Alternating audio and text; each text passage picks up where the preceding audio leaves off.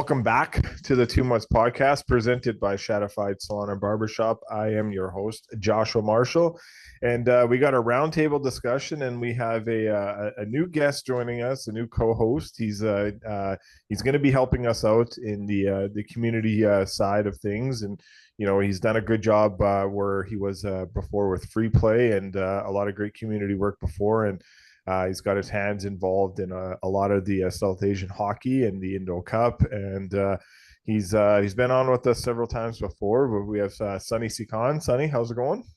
Good, man. Always fun being back, and thanks for the intro. No worries, no worries. It's good to have Welcome aboard, Sonny. Yes. Thanks. Yeah, Thank you.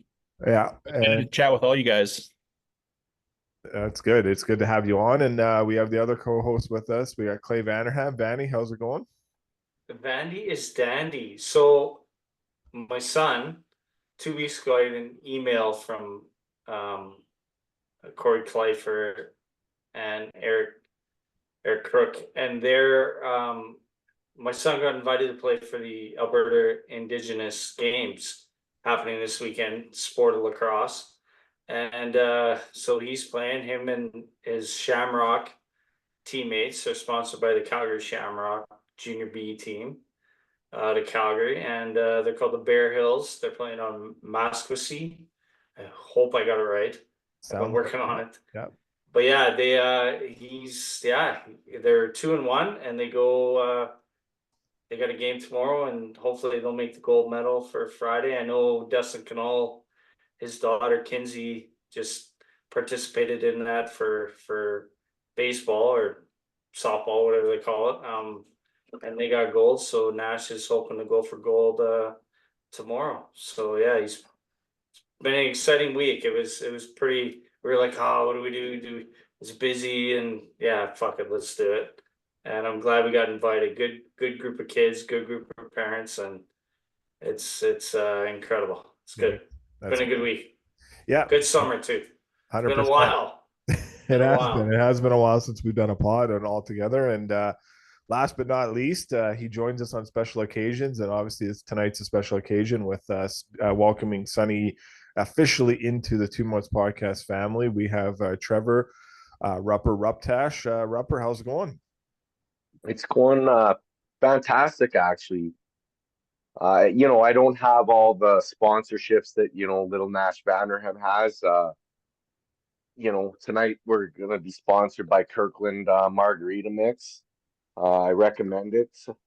12.75% alcohol. Hangover in a bottle. Yeah, and we're also sponsored by Zin. So Zin? I'm going to put a Zin. Yeah, Zin. I'm going to put a Zinachino in. A little toast Zinachino in the upper deck. And we're going to get right after. I want to welcome Sunny to the podcast. I actually, I haven't been on the podcast for a long time. I thought the last one you did with Sunny, when you guys were talking minor hockey and the brick, and I can't remember all the other guests, but it's actually the first one I listened to in a long time. And honestly, it was one of the best ones I heard in a long time. And that's going, Right. I'm comparing that with like Joe Rogan, dude, and a lot of other sporting ones. It was just awesome. You guys knew your stuff. You guys were talking about some good quality topics. So it's nice to have Sunny aboard with us. Thanks, guys. Yeah, very happy to have Sunny on, and just an indicator. Like he's done a good job of we got Tarman B giving us a cold call. I wonder if we should get him in the pod. Pick it up, dude. Get him on. No, I'll call him back. But No, you fucking get him on.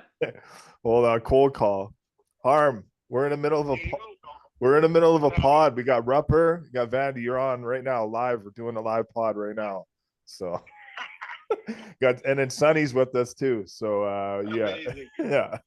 What a crew.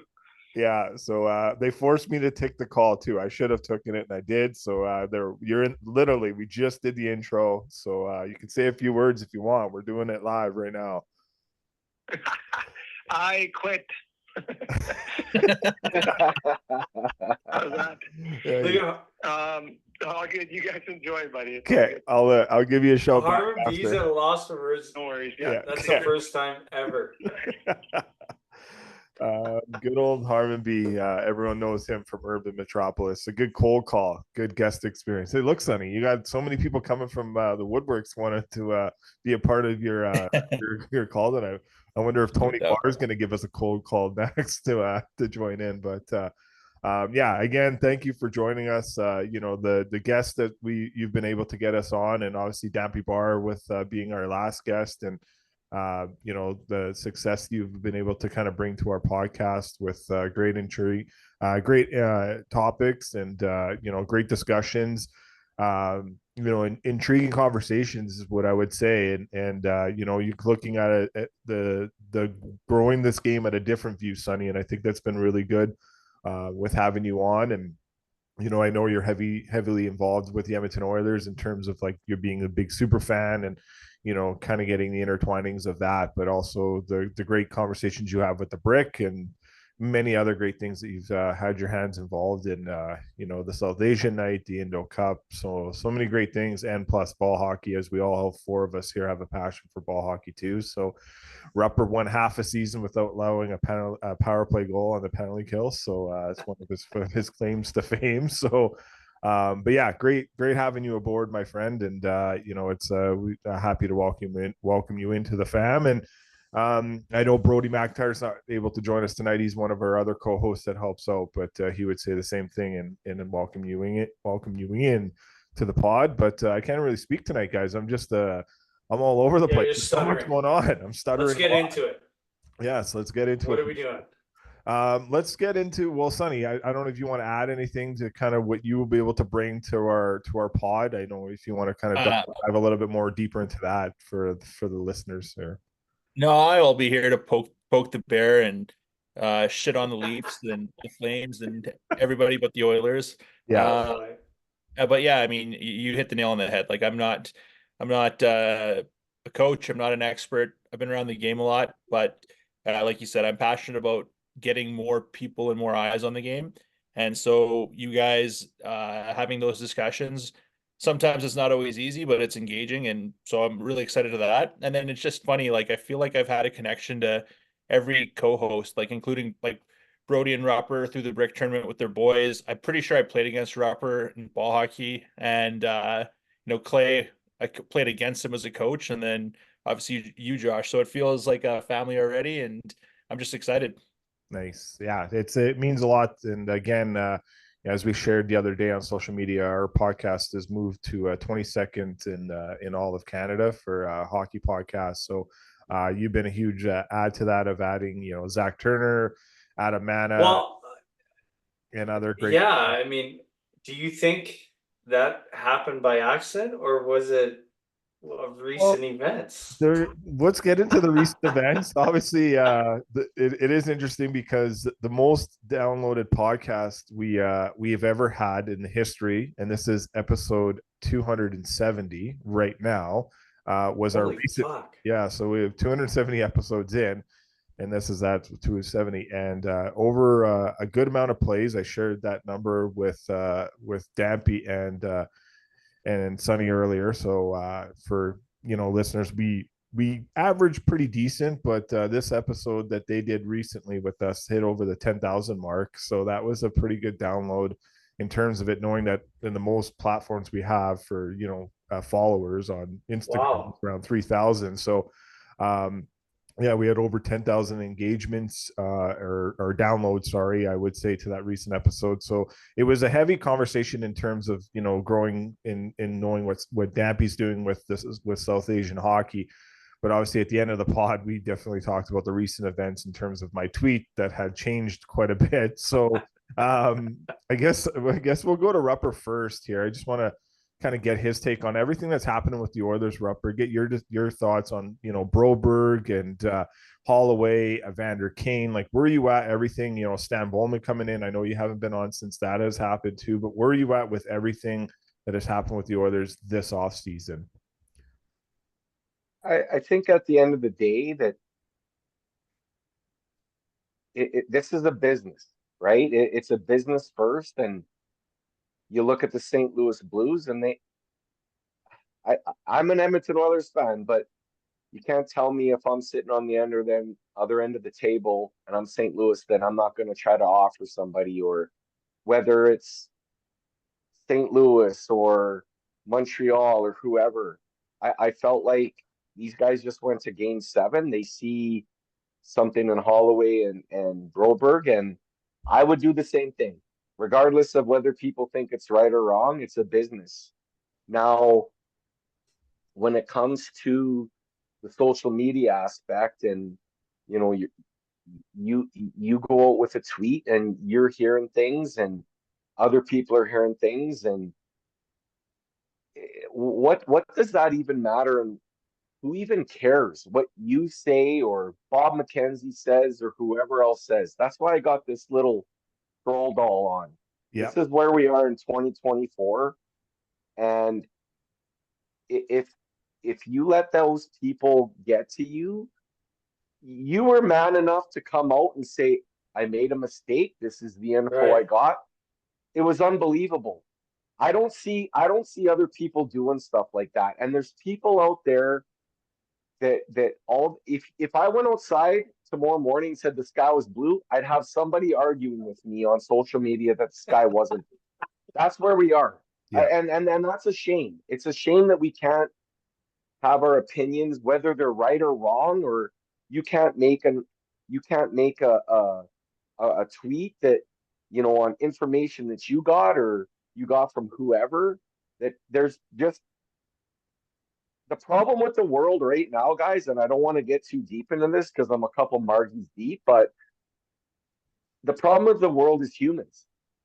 If you took humans away from planet Earth, this place would be thriving and unbelievable. The second we introduce humans and their mannerisms and everything like that, it's an absolute shame that we can't go out there as You think a it's person. humans? It is humans. That's what it is. I think it's electronics. Yeah. You know what? It is what it is. Josh can't even go make a statement without and retract that statement and say, I'm sorry for that statement. This is the information that I heard, without 50 million people going, and I know it's not 50 million, Yeah. but without people going, oh, I knew you were going to be wrong, or, you know, you've been wrong more than you're right. Like, what do people wake up in the morning and honestly go on X or Instagram or whatever it is and look at the negative? Like, look in the mirror, the sun's shining, the grass is growing, you're breathing air, you're 6 feet above ground. Like, let's enjoy that. What do we got to hack on the 2 Months podcast for information that Josh got that ended up being wrong? How does anybody ever look at Bob? Bobby Margarita's got stuff wrong before. Do they go after him? 100% they do. But why? I don't understand the mentality of social media and the mentality of people to always try to knock somebody down or be so negative in their life. Like, I'll right now, I'll say this live on this podcast. If any of these people that come after you or this podcast want to step up, get on the podcast, we will bring you on. I'll bring you on. Josh will bring you on. Let's talk about it. 100%. Let's talk about it like people. Quit Exactly. hiding Let's behind your debate it. keyboard. Let's debate it. Let's debate it. Quit hiding behind your keyboard and make you have 200. These people have 200 or less followers. Nobody gives a shit. That's the truth. Yeah. That's the truth. And for you to wake up and try to slag somebody, and it's not just you, Josh, it's everybody. And like, I know I'm going off on a tangent here, but I told you I woke up fucking hot today, and it just kept snowballing all day. I just kept stewing about it and thinking about it, and I'm just like, these people have no balls to step up and speak to you face to face or man to man or come on and even debate it and just talk to it like grown humans. It's sad, Josh, and I'm sorry I keep going here. I'm gonna have a sip of my margarita. You guys take it over. Vandy, you go ahead. I'll give my thoughts kind of after we go around the table. No, Vandy, you go ahead. it's And funny sorry, because Clay, we got I'm home. fucking right back into it. I'm sorry, I'm interrupting. I didn't even answer Josh's question. I got home from Nash's lacrosse game today, and we're cooking dinner and pop on the NHL Network, and boys on the bus are on, and Kevin Lowe's talking, and if everybody has watched the movie or the episode or whatever, the Sports Illustrated came out with what they called an expose about the drug use, and he goes, it was my first. Kevin Lowe says this. It was my first realization that how good we were and that we were on top and how everybody wanted to knock us down.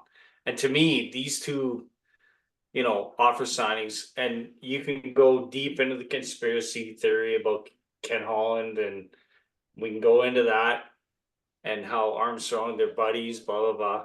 But it just goes to show you the league or other teams are gunning for the oil. That's how good everybody thinks we are. We're the next in line to essentially become the Stanley Cup champions, and they want to. Everybody's trying to knock us down, and you gotta take it with a grain of salt and just roll with the punches and hope that Jeff Jackson and his team are going to do what they feel is best for the team. And I mean, we're in this position because where we are. Yeah. And we can get to your points after, but I mean, to answer your question is where I'm getting at right now.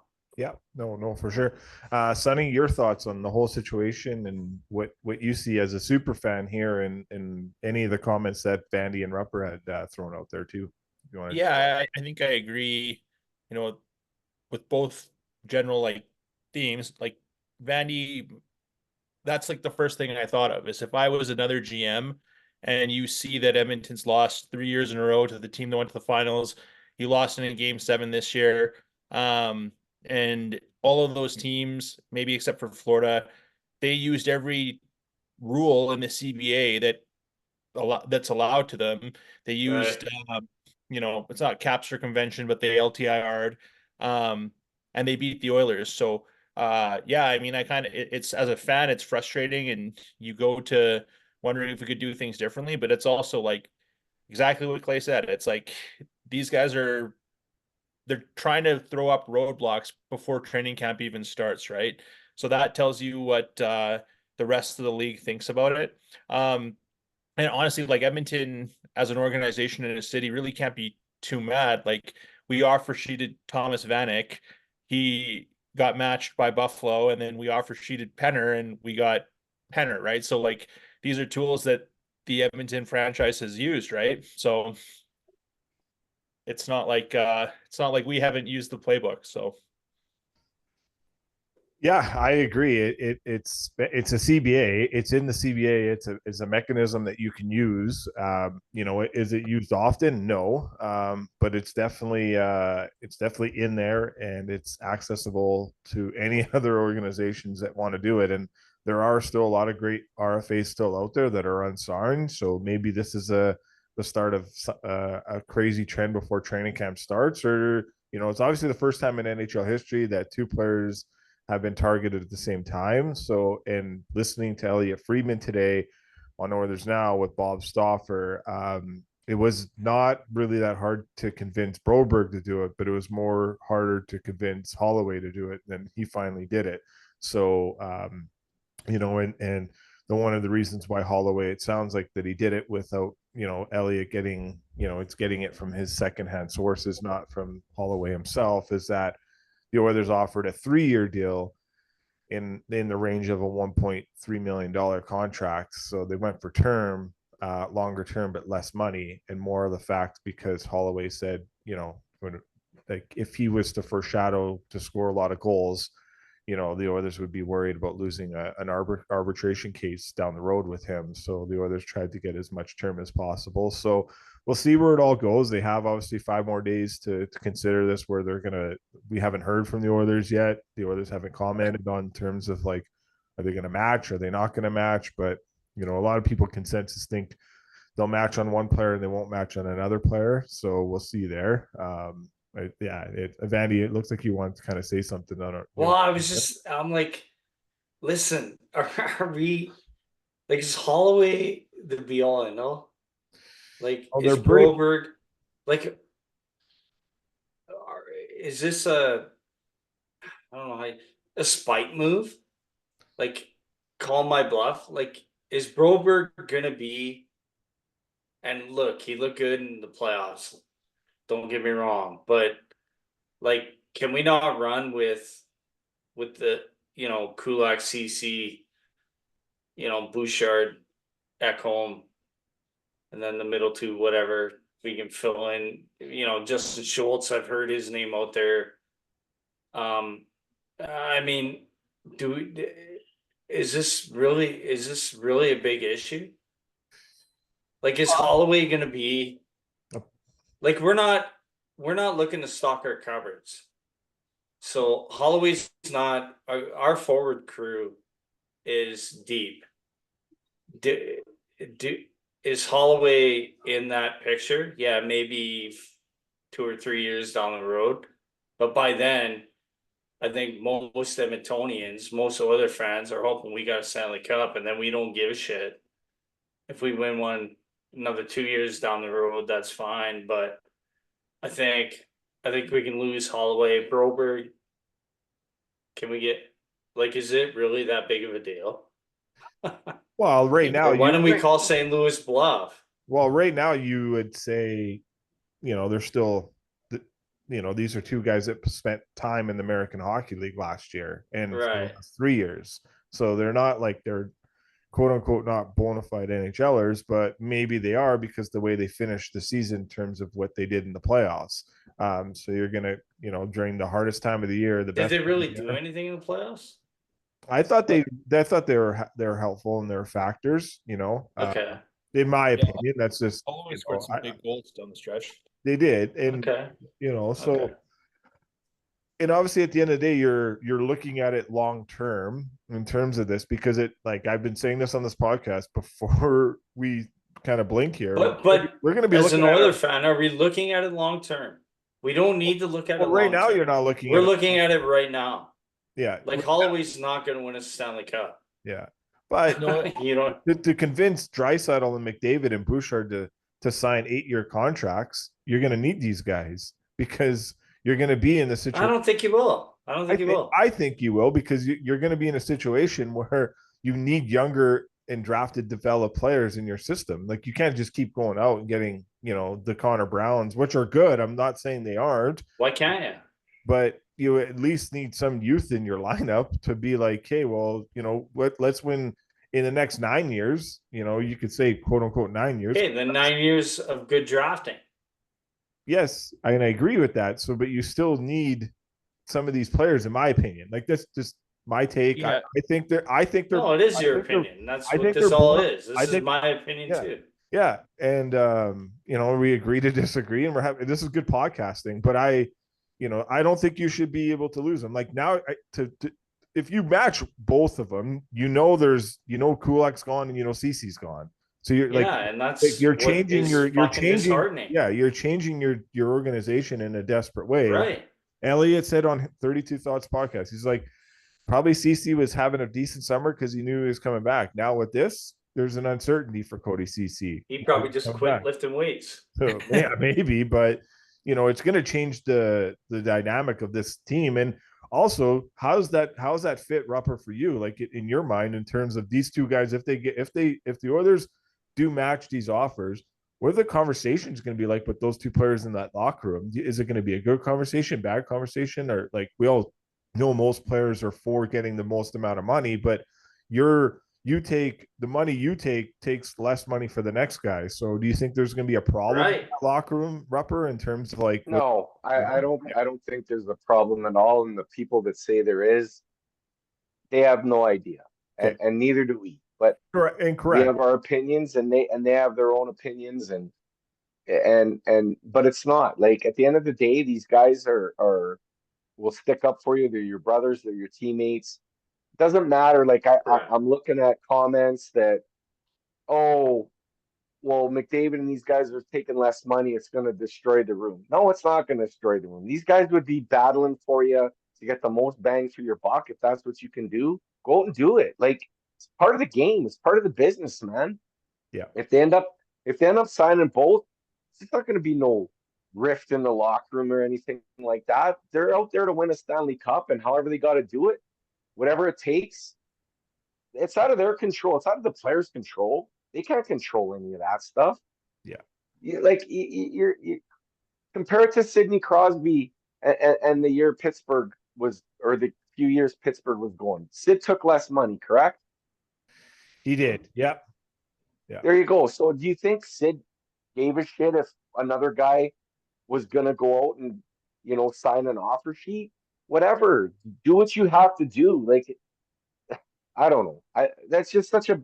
I'm not saying it's a bad take from you, but I've been reading that for the past 3 days, and it's the same thing with people that don't know what they're talking about, with the 112 followers that are trying to stir the pot, that think they know. They have no idea. This is a business at the end of the day. The business is to try to win a Stanley Cup for 32 teams or however many there are these days. I don't even know anymore. Is it 32? Yeah, you're right. You're right, Rob. There you go. Yep. Right on one thing, squirrel gets to find a nut every once in a while. Yeah. But, it's just all this other stuff. At the end of the day, it's the Edmonton Oilers business, and they're not. Let them handle their business. What do we gotta say, or this person has to say, or that person has to say? They don't give a shit what we think, or those guys think, or that guy thinks. They're gonna do whatever they want to do, and it's their business. Let them worry about it. Oh, I'm gonna leave the team at this. Bullshit. All this stuff. Stan Bowman coming in, I'm leaving the team. No, you're not, man. You're gonna still cheer for the Edmonton Oilers, no matter what happens. Everybody talks big and everything like that. At the end of the day, this team goes back to the Stanley Cup final. They're going to forget about all the whatever. Like I said, I'm spicy. Oh, man. You guys picked a bad day to get Rupper on the podcast. I'll tell you that. I think ratings wise, we picked a good one. So I think this will be another good pod. But it might have to tag this the title of the podcast "Spicy Rupper." So whatever. Yeah. Tag it. Is it tag it spicy on the margarita, internet. Rob? Spicy margs. Is it spicy margarita? Yeah. Just tag it idiots on the internet. That's what you could tag. Yeah. Hey, on that, we're fucking not even letting Sonny talk, for Christ's sakes. Yeah. Correct. Get Go ahead, Sonny in on it. The offer. I mean, I think everything has been said, but I can't see. I agree. Like people, I've read the same thing. McDavid saying, Bouchard saying, Draisaitl saying they're going to take a little less. But when you take a little less on a contract that's going to be the league max at 15 million, and you might take 14, or as a percentage, okay, you might take a 10% haircut. So you look at Broberg, and all indications are he was being offered like 1.9. And so he wasn't going to get that money anywhere else, right? And for a guy that's been a fringe NHLer up until the playoffs here, he had 81 NHL games. He's drafted like 6 years ago. Why wouldn't you go, right? Like, there's no guarantees in pro sports. Anything can happen. Look, Clefbaum retired 2 weeks ago. He's 31 years old, right? Like, so you and the players, they know that, right? Like, how many times have we seen guys hold out? Your bud, Willie Nylander, how long did he sit out? And then he signs, and you think that he didn't get all the love in the dressing room? I agree with Rupper on that. But as a fan, I will say it sucks because, to your point, Clay, were those two going to be, key pieces this year? Probably not. They'd be expected to contribute. And then the hope is that when, a Skinner or a Hyman or a Nuge starts to slow down in 3 years, those guys are ready. But, now you get those draft picks back, assuming they don't match them. And that's the one piss off. It's like you lose control in these offer sheets. Like you're going to get a second and a third. Whereas if you just shopped them, you're probably getting at least a couple of seconds, if not other young prospects. But that's the business, right? And it was strategized right to the last dollar on these contracts, right? 100% it was. Any dollar more would have compensated more draft picks in the other end. So, the Blues knew what they were doing. Their shelf isn't big. Broberg, if he goes to St. Louis, he's on the number one pairing with Colton Parayko on the left-hand side.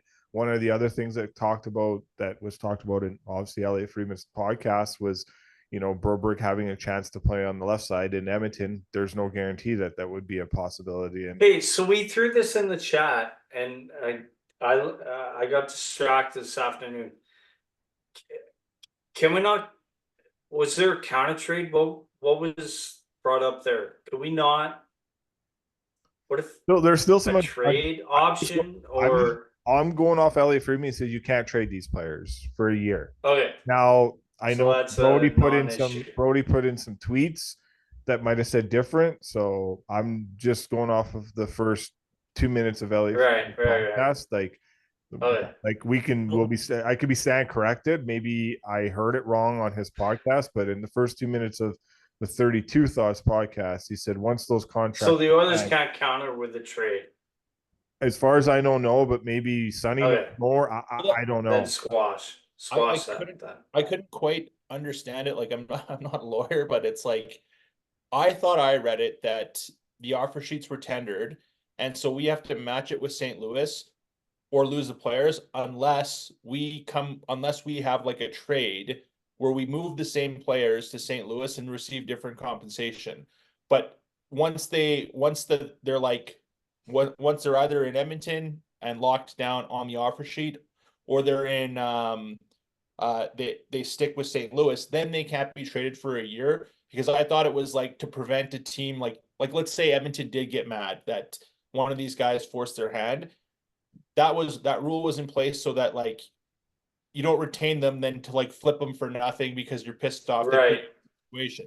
It's like these guys are signing these offer sheets because they see it as a good fit and they didn't want like the other team to work around it. But again, I don't know. I couldn't quite understand it. And then the other one, and I would ask you guys all this, is does it have to be an exact match? Like, do the Oilers have to go and look at white out St. Louis Blues, put Edmonton Oilers in, and it has to be like that?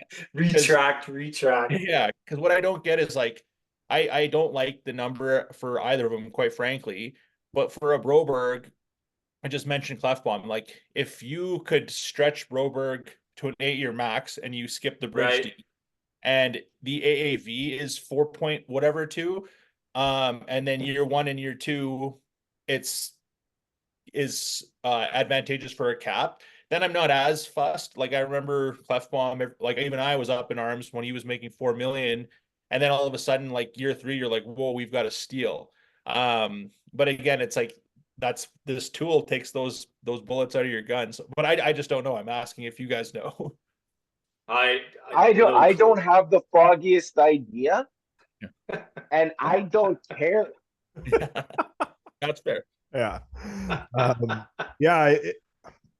Either Bosco, that's for you. That's research for you, I think. Yeah, exactly. Got some homework to do, but I don't know. It's weird because like I didn't even bother sending any text today with that, but I don't know. Like everyone's like, oh, you can trade them, but I guess you can. I don't know. It's like I'm just going off of maybe what Freeman was hinting at. You can't trade them at a certain point. I don't know. Like as far as I understand, that once those contracts are signed for a year, you can't. We're 4 dudes that are just fans. Yeah. So it is crazy. In terms of that, people are probably listening in and watching, and put the comments in the YouTube section. Listen, I will say this: I was reading the comments, and the fact that you retracted or what is it, retracted, whatever it is, that showed a lot of balls, dude. Like you said what you said, admitted you were wrong, and then the amount of people that said you gained a follower or whatever. And again, we're not in this for followers. We're just we're just five dudes that talk to each other and bullshit about hockey. But the fact that you came out publicly and said I was wrong, whatever information I got, good for you, dude. Yeah, It's good. I felt like the information I got Friday night into Saturday Right, was the and it correct changes information. on a dime, man. It does, and it does. Even again, I heard weird things again today, so I'm just gonna keep it shut for now. Like, Go silent. When there's so shit much, like that happens, go silent. and that's pretty much it. We'll do podcasts. We'll talk about some other things. Obviously, our podcast is driven on the community side and minor hockey, and we like to bring NHL players on and shine the light on them, and guys like Milan Lucic and Toffoli and Matt Benning and right. and Fiddler. All these guys are like close friends of ours, and obviously other great players that we've had along the way on our pod. Like we've built a pretty good rapport in that, but it's like we were right on the Stan Bowman thing. Like the same people in the same kind of sources I got, that's literally gave me the same stuff with the Kane stuff. So I was like, all right, I'm going with what I'm going with here. Never was retracted. I'll be full disclosure. If I'm ever wrong on anything, and it's like anything in terms of Evander Kane, I hear from that side of the camp if it's wrong. So I didn't hear. It was going with it, and it is what it is at the end of the day. It sucks. But I think at the end of the day in my life, like I think the only way to be open and honest and transparent is if you make a mistake, own up to it, be better, try not to do it again. But and that was all I was trying to do. I got a lot of phone calls from people here in the media side of things that have my number. So that day too. So that was pretty interesting how everything was moving and shaking pretty quick. I agree with Rupper. Like I bet. like Rupper's done a good job. You've done a good job in terms of this too, Vandy, and Sonny's now helping us this too. Is like read less of the comments. And Gord Miller has always told me just turn the comment section off. Like just don't let it pop up on your phone. Shut down. Shut it off. Like keep it there, but don't let it get to your phone. So I did go down a rabbit hole and entertained and read some of the stuff, and yeah, I was called every name in the book by a lot of people, man. And so it was kind of unfortunate. And and I found some true friends in my life because I had a few friends that I thought were my friends that were coming at me pretty hard too. And just so it was good to know that those aren't friends. So credit to David Staples who ran with the article, the original story, right? Yeah. And I talked to David several times after it, and same thing. He's like, in full disclosure, like he said it in another article and too, and he just says, I think the player in the turning Kane and the Oilers aren't on the same page here. So I can see why your story is what your story is, because it is weird. Like surgery's been talked about. To go to that part now, like it is August 15th, and there's still no surgery. There's no one knows what the surgery is required. So one media guy says both hips. Elliot Friedman doesn't know. Like no one knows. Like Bob doesn't know. Rashog doesn't know. Everyone was saying it's surgery. No one knows where the surgery is. Now I understand Kane was fighting through multiple injuries.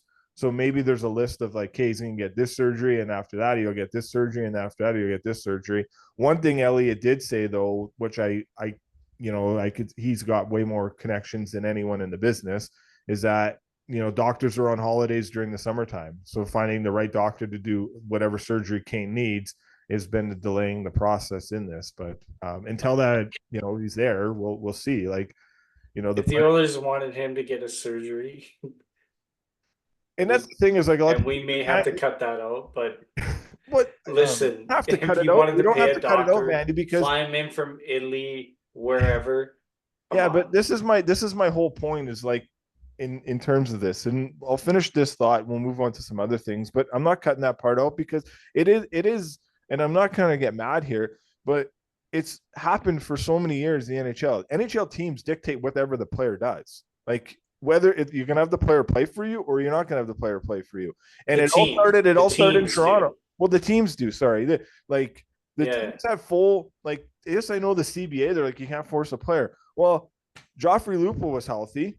Like, he could have played. Like, Nazem Right. Kadri stood in front of media and said, "Yeah, I skated with him yesterday. Looks good. Looks like he's going to be a player for us this year." Lou Lamoriello comes out the next day, done for the year. He's got hip tightness. And then Jared Cowan, hip tightness. Stefan Robida, hip tightness. Like it was Robida Island, and that was created. Multiple teams have done it in the National Hockey League. So it's not new. If the player is not welcome in the organization, the team is going to dictate whether the player plays or doesn't play at the end of the day. And that's just how it works. So that's why players take the most amount of money, the most amount of term that they possibly can. And it's, the Oilers have been great to us. And I feel bad if they're upset with me, and it's me, not you guys, but I apologize to them. So, I get it, but again, at the end of the day, they've been great to our podcast and great to the minor hockey kids that have been in our programs. So I'm very happy for that. And I hope that does not end, but I'd be surprised if it does. But anyways, all in the next week, there'll be a new story talked about, and that will be whether these guys get matched or they're not matched. And that will be where everything kind of goes in that front. But, it's been a lot. I was saying a couple of you guys, like there's nothing going on in hockey, and this is something that's going on, and it's driving the conversation on all podcasts that are still going and all radio shows that are still going. So we appreciate the support we get, and this fan base, if anything, anyone knows about it, it's passion and it's loyal. Isn't that right, Sonny? Like this fan base, Yeah, like nothing that you've probably ever seen before. I agree that Rupper hit it on the head. Like people were jumping off the wagon with Bowman, and over the years, people were jumping off when Kane got it. At the end of the day, like the city bleeds copper and blue. They're winning cures all ailments. But the one thing that I think everyone has kind of mentioned is it is still frustrating when someone like you or this podcast gets roasted for bad information. Like you just went on for a couple minutes referencing Friedman and McKenzie and all these guys that are like at the top of the game that they don't know what's going on. And so, when someone puts out information and it's wrong, you don't have to read it, but then you got to be patient to actually wait for it. If you're waiting for an insider and they give you the wrong information and you take it badly, that's on you. And then the other thing I would say is like what you said might not have been wrong. Like it's not black and white. Like good information on a Monday can still be good on Tuesday. It's just new information emerges to change the story. So I just don't know. I feel like I agree with Rupper. People have nothing better to do these days than wake up and be an asshole, right? Like you used to be right or wrong, and now there's 10 degrees of right or 14 degrees of wrong, and people are too courageous to tell you that. But I said to you when we spoke on the phone the other day, like Edmonton is a city and an organization of second chances. They want to help hockey grow, and to be perfectly honest, and this isn't a knock on the podcast on anyone on here, if that tweet or that comment happened in mid-December, it flies under the radar, but there's absolutely nothing going on right now, right? So Yeah. it was hot, like the main thing. And then what happened 2 days later, the McDavid wedding photos drop and then the offer sheets, and no one's talking about it anymore, right? Like so I think it's got to be water off your back and you move on and just accept that there's going to be assholes that chime in and talk negatively about this episode and wanting to help kids. Someone's always going to have an opinion, right? So correct. Yeah. Anything else you guys want to add on to the Oiler front here? You guys, I guess it will be a real kicker to lose a guy like Cece or Kulak if this is kind of where the roads are trending, isn't it? Isn't that, Sonny? Like it would be tough to kind of lose some players like that, but it'd be tough to lose. I mean, tough, I don't know is the right word. Like none of the players that I think stand to walk in any of this are like, again, those true game breakers. They all have an opportunity to impact the game. I think it'll suck for the locker room, but again, these are professional athletes. These are men, and they're hungrier than ever to win the cup. So I think anything that does happen, they have enough character and leadership and desire to win to overcome it, right? It's just as a fan, And purely as a fan, it's just frustrating. I actually bought a Broberg jersey, hammered at a playoff game, so I'm like, oh, sweet. Like, Oh no. yeah, but yeah, it is what it is, right? Yeah. Rupper, you want to add some final thoughts on this Oilers situation here, and anything with the players that could be lost, or how this all kind of shakes out? Final comments. I do not, and I am going to plead the fifth on this. And I'm pretty sure I'm going to get Harvey Specter and Mike Ross by my side on the next episode, just in case I incriminate myself in anything. And Lewis Litt, just to throw him in there too. There you go. Vandy? Anybody know anybody know what I'm talking about there? Suits, yep. Oh, Suits. I'm on a listen. I'm going to go on a tangent. Are you on a Suits? I'm binge watching Suits. I can't believe you haven't even watched that. It's Buddy, I didn't even. This thing's That's 9 seasons in. I'm on season 6. God. I can't shut it off. Spicy It's Donna. unbelievable. That's a great show. There you go. Oh, anyway, sorry, Bosco. I know you don't like to go off tangents on other things. No, but, it's all good. Holy shit! What Bosco loves tangents. Holy smokes, boys! Quickly, I didn't even know who Meghan Markle was. I thought Meghan Markle was just somebody that married one of the princes there. What? A beautiful woman, Meghan Markle is in Suits, fellas. Incredible. In Suits. Yeah, I don't know. I haven't seen real it. life, maybe not. I see her on in Suits. Suits. I see her on Suits. Unbelievable. Anyways, Donna. How about Donna? How about sweet Donna? Oh my And Donna's beautiful. What a secretary. Dude, you're like 5 years behind the times. What a secretary. Hey, sorry, boys. Next topic. No worries. Vandy, you want to add anything? Hey, have you watched Yellowstone, bro? Yellowstone's done, boys. Kevin Costner just pulled the plug. I don't know if you saw. No, but new yesterday, season's but, coming up. I know Kevin Costner. So anyway, there might not be a part 2 of season 5. Kevin Costner is leaving. Anyways, tangents. I'm getting off topic here. I'm sorry. oil talk done. Yeah, exactly. Last thing on the Oilers, obviously former Oiler Kyle Broziak. Thoughts and prayers to his brother and his nephew. Sad news to kind of read, and a great donation by the St. Louis Blues, also a friend of the pod too, and Johnny Boychuk on the GoFundMe. We threw a donation in there too. So if anyone's listening, any donation that you guys can make, just please make, if you can, anything would be great. We have the link in our bio on Instagram, and it's obviously in our story too, and then you can follow it on Twitter too. Definitely thoughts and prayers.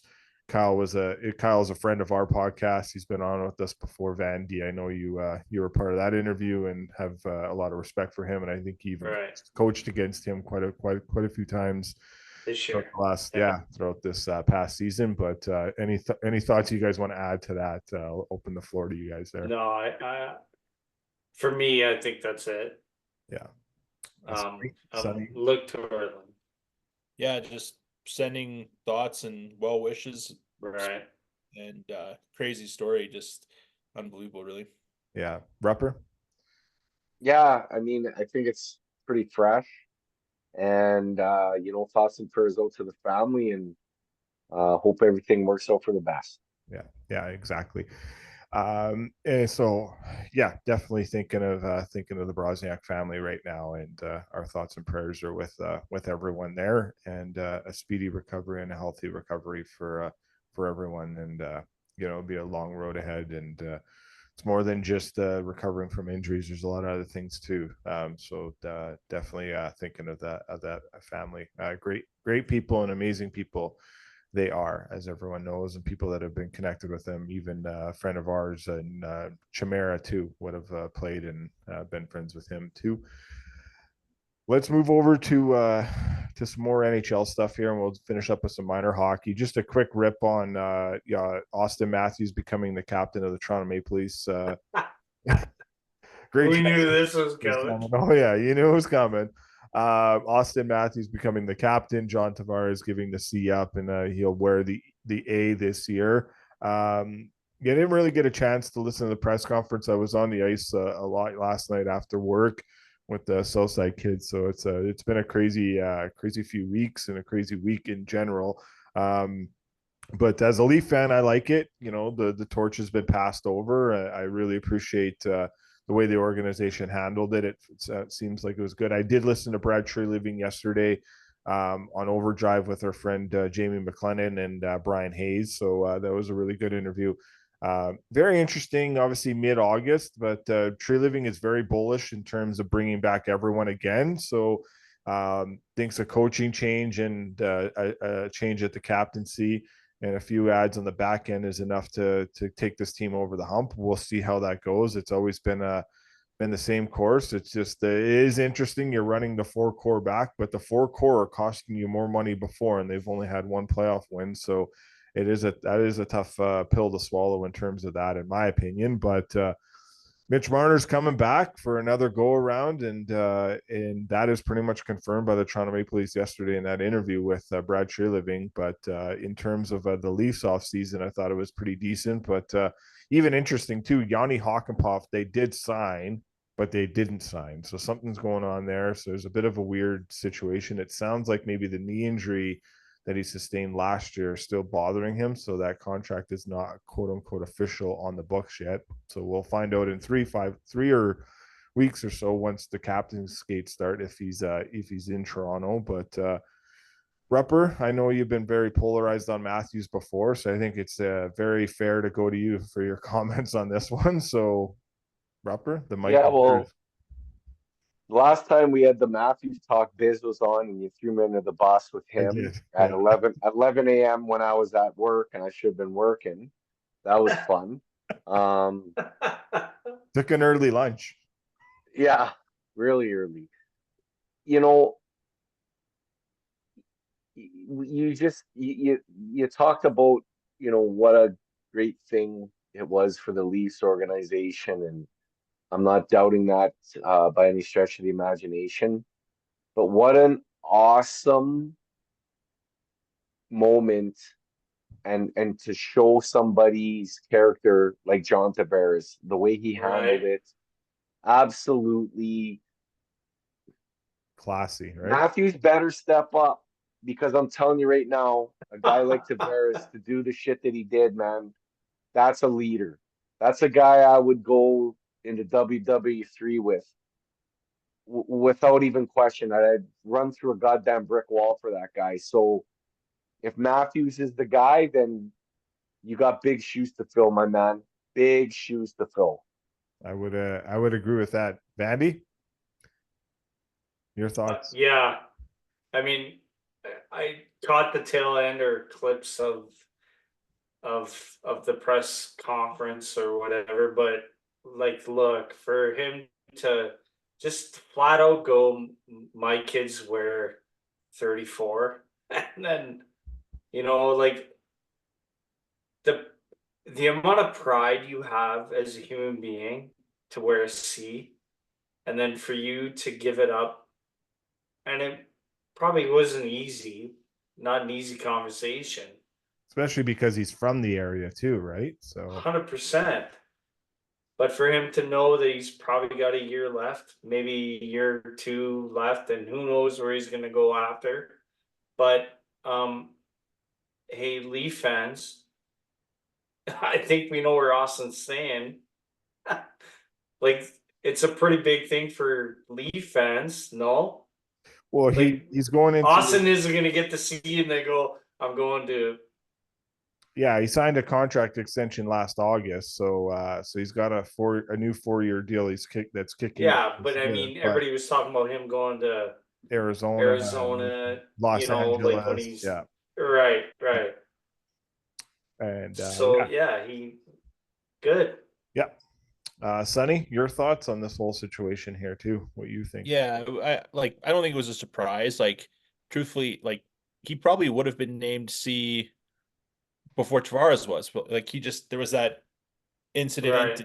he was boozing and probably bad PR. And I don't know, I grew up with the lesson that, like, it doesn't matter what letter you have on, like there's a good chance that most of that locker room looked to Matthews like the captain anyways, right? Like whether it's an A or a C, I agree that there's a huge honor and a pride when you wear it, which again, in this instance is just such a testament to Tavares' character. But like, let's be honest, like Matthews probably has been the captain, acting as the captain for at least the last couple of years, right? So I think it's a good move. I don't know.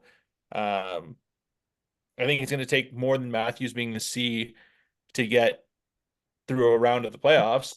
Like I think he's never been the problem. I think Marner, I think Marner is the one that gets thrown on the bus all the time. I think there's a lot of guys that have to prove themselves in the playoffs, right? Like in Matthews, Tavares probably haven't been them, but it's a good shakeup. And I hope for Canada, for hockey, I hope it works, and I hope they can, have a deep run.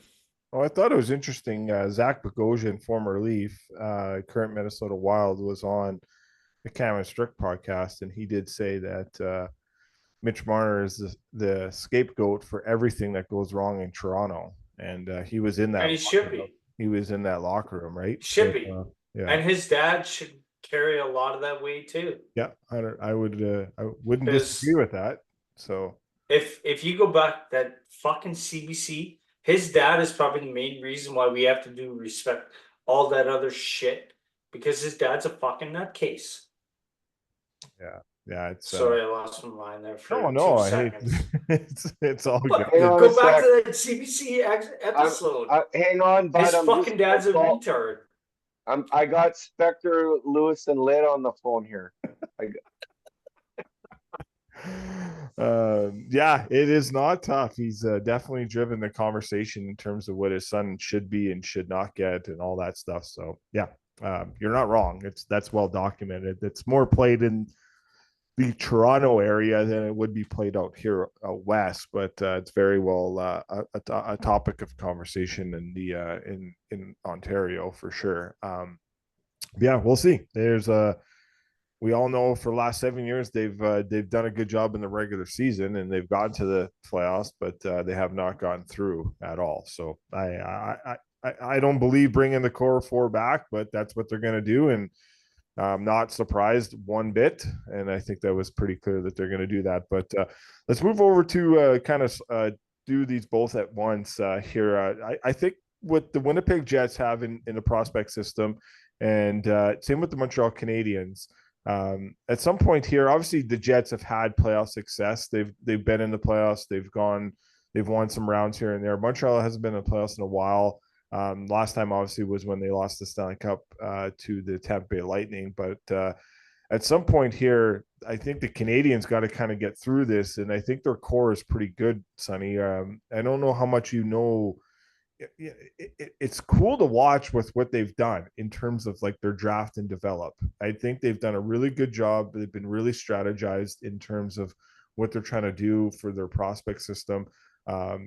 Like we were kind of one of the first people to report Arbor Xhekaj, and obviously, he turned out to be a pretty good player. I know last year that wasn't the year that he kind of wanted, but that's a player that teams are trying to get interested in, trying to get. Montreal was not giving him up, and that's just a depth defenseman in a way that can be a good number 6-7 guy, more of a 5-6 guy, I would say. I don't know about a 7 guy. I think when that guy is fully healthy, he's an impact player on the back end, but. Slavkovsky got a contract extension and he's been pretty good too. I know Rucker McGorty is a guy with Winnipeg that is kind of dictating whether he wants to be on the Winnipeg Jets, because he's not going to play with the Jets or sign with the Jets if he's not going to get NHL time. So that's a tough one with Winnipeg, and he's their top prospect in their system. But where are you at with both these organizations and what they've been able to do in drafting and developing, Sonny? I think that like Montreal is going to quickly become like what Winnipeg has been for the last decade. For a long time I thought with Kevin Cheveldale, what he did with drafting, developing, trading was unreal, top to bottom.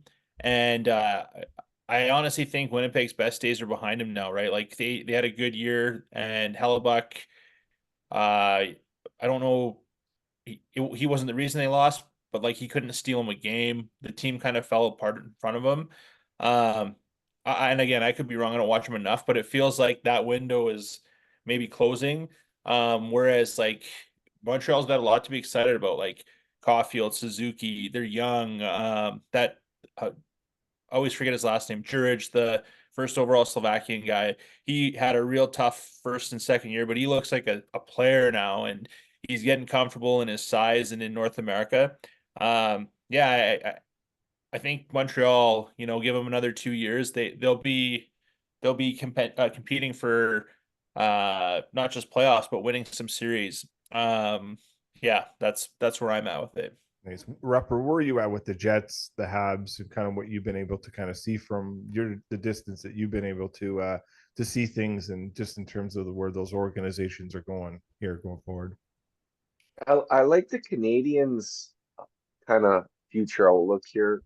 I feel they haven't made, in my opinion, too many big splashes, or you're hearing a lot of them. They kind of kept to their under the radar and kept to their things close to the chest and what they wanted to do program wise or team wise. And you got Marty St. Louis as the coach, and he just brings so much experience and leadership behind the bench himself that eventually it's gotta go for them in the right way. And you look at Winnipeg. They've been in the playoffs a few years, and I'm not saying they're getting old, but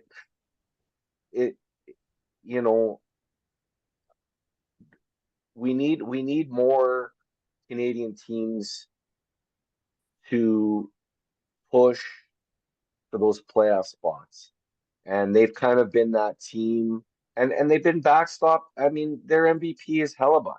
At the end of the day, you start in goal and work your way out. And tons of GMs go for that. How many more years he has left to be that guy? I don't know. I'm not a fortune teller.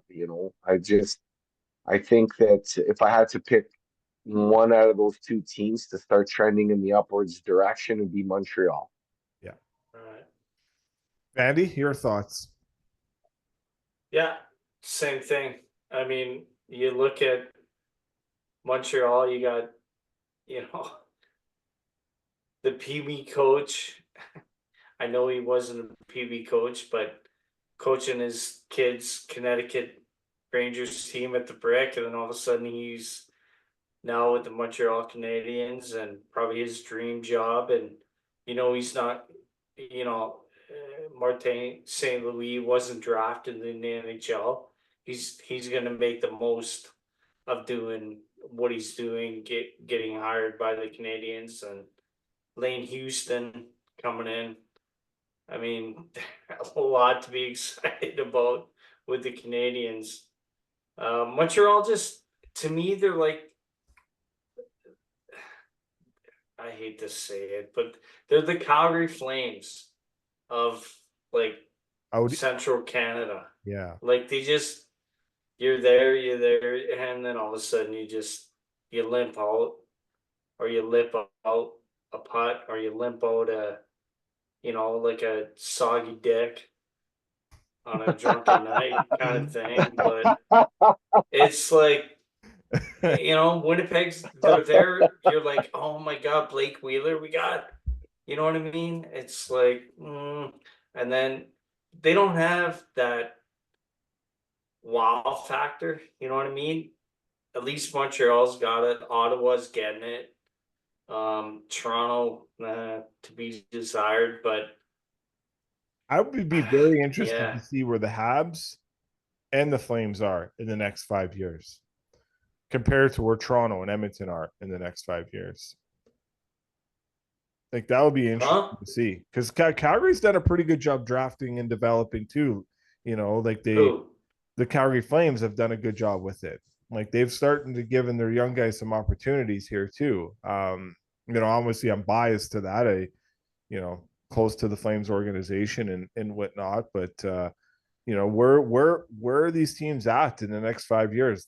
And I guess you can throw Winnipeg still in the mix because Halibucks and Scheifele are starting new 70. Winnipeg's like if I can compare it to an NFL team, I don't follow the NFL team, but if guy, I don't know if you guys do either, but they're like that.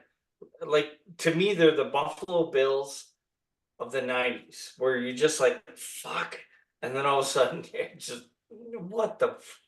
How did that happen? Yeah. And no, I mean Montreal, Ottawa. I can't wait to watch all those teams, even Toronto. I don't, you know what I mean? Vancouver, what is I know like the Canucks? Sonny's giving me the finger, going, "We ain't watched Toronto." But exactly. no, in Vancouver too, you can't forget about the Canucks for sure. Like they like a healthy Demko. Do the Canucks? No, no. They scare you with a healthy Demko. Yeah. To me, they take a step back. All right, yeah, and there's what Rick Tockett's done a good job pushing buttons there, but is there a bit of a fall off in that organization, right? So Lindholm. Yeah, well, he's not there, right? So agreed. Like, that's a big loss. 100%. Yeah, like he did drive their bus in the playoffs, and he's always played good against Edmonton in his career.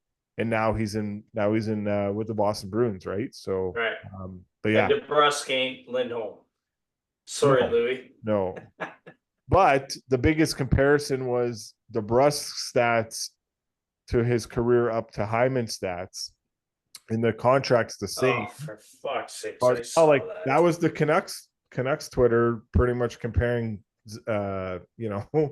those two players together. And Louis was doing the same. Obviously, that's for his son. He's comparing it too for his own kid. But he got a deal.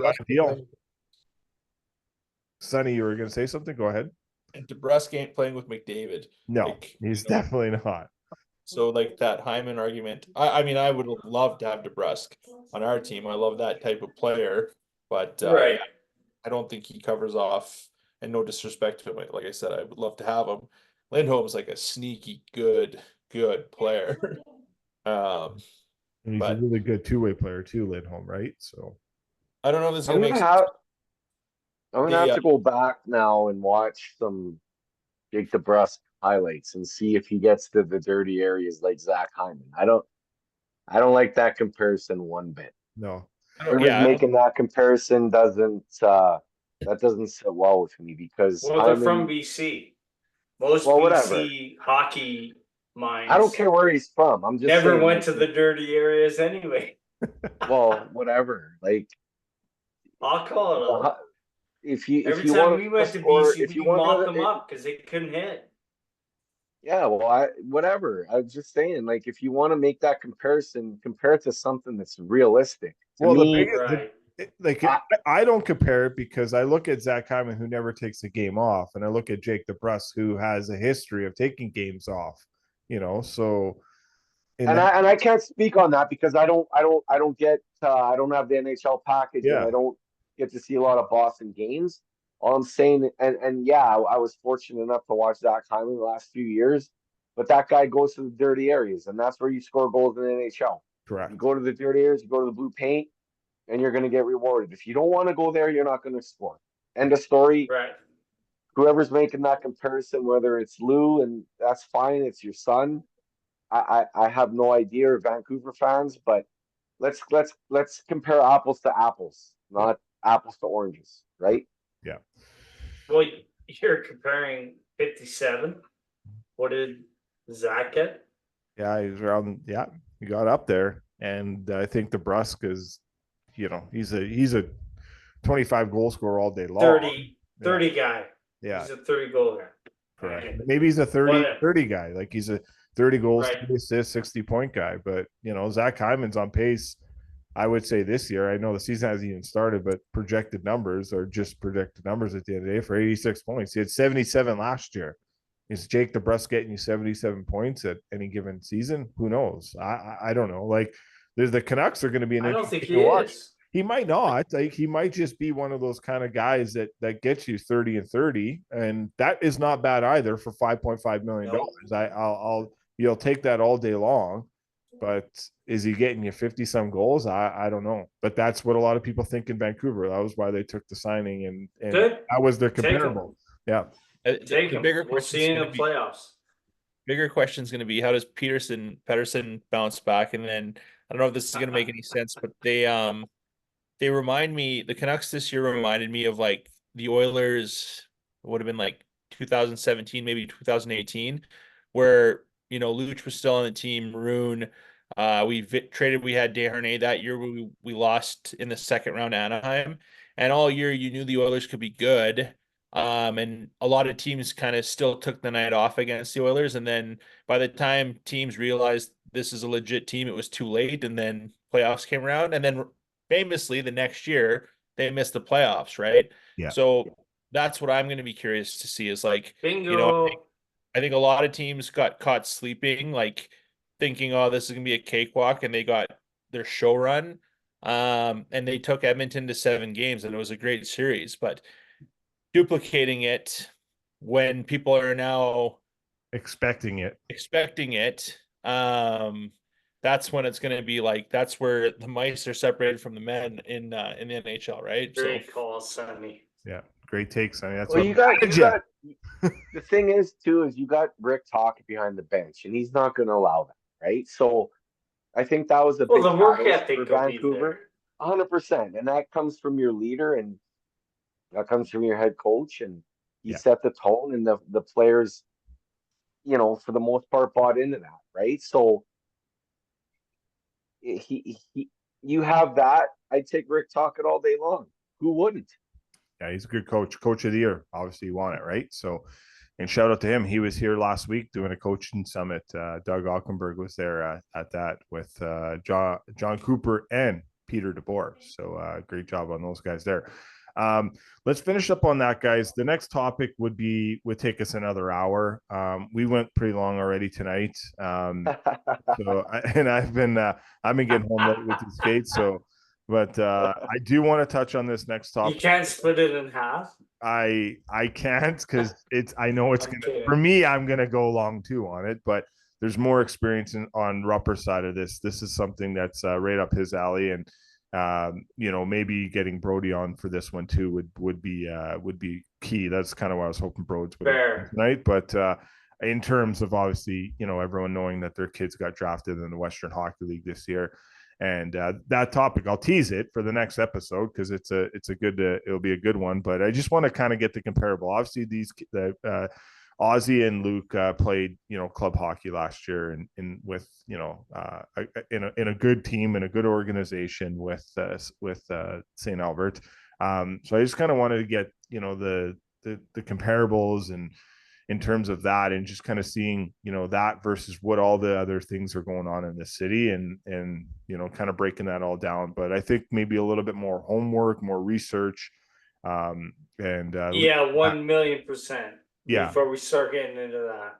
Yeah, so I know it's been something we've talked about a lot on our pod, and we've had snippets here and there, but I definitely want that to be its own podcast in as well. And I do want to offer a mic to even having Dampy Bar, maybe even a part of that too. So down the road here, but just getting a good roundtable discussion. But so obviously we'll have our internal group chat more about it, and then hopefully this summer before August ends, we could have a podcast on that alone, because I think that will do great justice in terms of it. Obviously, breaking it all down. And I think there's avenues for every kid to have a lot of fun and success.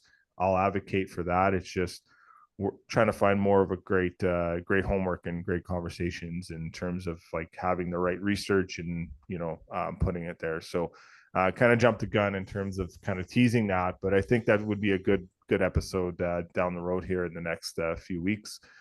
But everyone, Sonny, we'll go around the table for some final comments to close out. Anything you want to add before we sign out here?